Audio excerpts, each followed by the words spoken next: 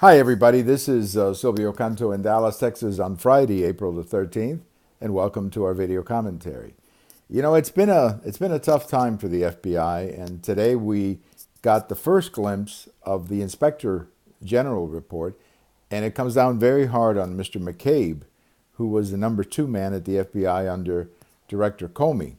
And of course, Director Comey himself, he's making some headlines. He's written a book and starting to say some things about President Trump. It's gone back and forth, to be honest. And it has not been a very good time for the FBI. And I feel very bad about that because the FBI, the agents at the FBI, the people at the FBI are first class. They're total professionals. But I don't think they have been very well served by the leadership of Mr. Comey and some of the others who are at that institution. And now you have these two people at the FBI, you know, this man and woman who were texting each other information about President Trump. It just seems to me that it's been a very bad time for the FBI. And I wish that Mr. Comey would not come out right now with a book.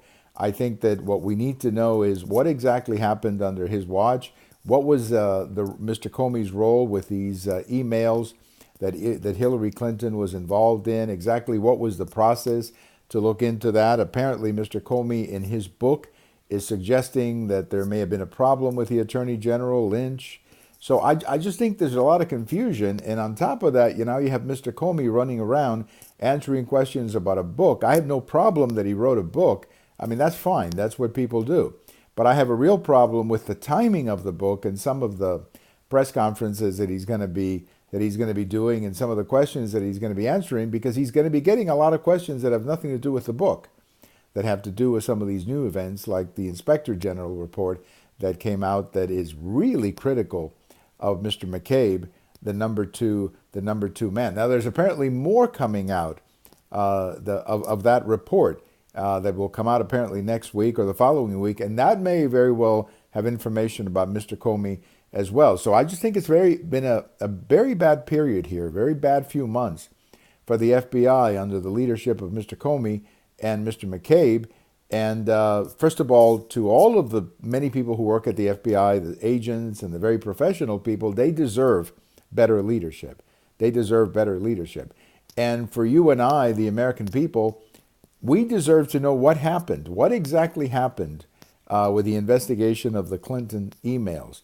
I was always leery of how that turned out, because it just seemed to me that she was given advantages, incredible advantages, that I don't think she should have gotten. I mean, look, when you're the Secretary of State and you're using a private server, that in itself is enough for you to be prosecuted. You don't have to lose the emails. Just the mere fact that you were a Secretary of State and you're using a private server, that alone should have been enough information to prosecute Hillary Clinton. And somehow Director Comey didn't think that she should have been prosecuted. And I think when you look back at it now, it doesn't pass the smell test. That's all I can tell you. It just does not pass the smell test. So the FBI is in crisis. And I know we have a new director. He appears to be a good man. And he really needs to clean up the FBI because, as I say, the previous leadership, Mr. Comey, Mr. McCabe, they didn't do the institution any good by politicizing it the way they did. So let's hope that the FBI gets cleaned up because, as I said, 99% of the people who work at the FBI are super patriotic people who are out there fighting crime and doing their best to protect you and to protect me. But it's obvious that the leadership of the FBI under Mr. Comey and Mr. McCabe was not doing that.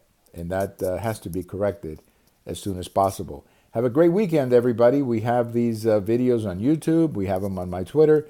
And we also have them on my blog. Bye-bye, everybody. Talk to you later.